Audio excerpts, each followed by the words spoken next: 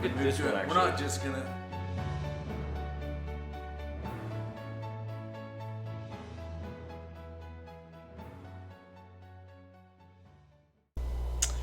Hi, my name is Tamara Smith, and I'm going to show you how to pull a permit here in the city of Colorado Springs. I'm over here on Pikes Peak Regional Building Department, so I've logged in. This is actually our dashboard, and so you're going to go over here to permits, and you can actually look at the dashboard. It's pretty cool. It shows us everything, where all of our permits are at, when they'll expire, and if it needs attention, or we're in a good place. So it looks like Pikes Peak must be super busy right now, so a lot of this is just they need to get out there and inspect it and things like that. So but pulling a permit, you'll see that there's a list of all these things that you can go underneath here. So I'm going to go to new permit, and it's building, re-roof, select. Should always be single family dwelling. Valuation is going to be for Pikes Peak. It's a set price for permits for Pikes Peak. So when you're ordering a permit for Colorado Springs, so you just would do the total valuation of the job. So we'll just say $15,000.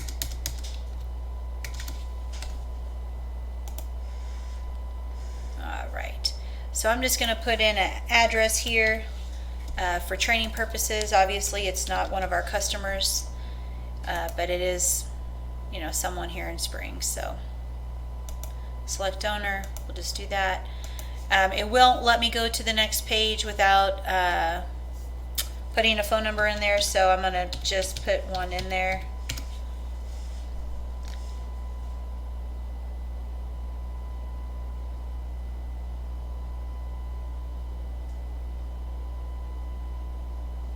So we're going to push this,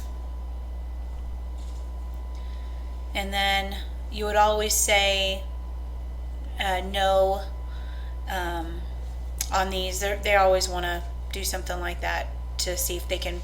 Some of this is, I'm sure, for great purposes, but we don't do that with the business card. So you'll go to checkout, and so this is what's important. And so I've not actually been charged or have bought this permit, but right here is the most important thing that you'll do for this permit. So here on select, you'll always push affidavit, and you'll come down here and you'll push affidavit as well.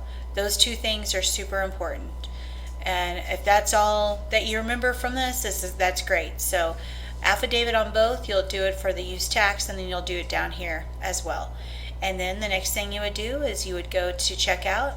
Now, if you have a list of permits that you're getting for different project managers, or even the same one, here's where you just go add another permit. And it's better to do that because they'll charge us less if we buy them with more, more permits at one time. So it's actually better if you have a lot, just to order them all at the same time.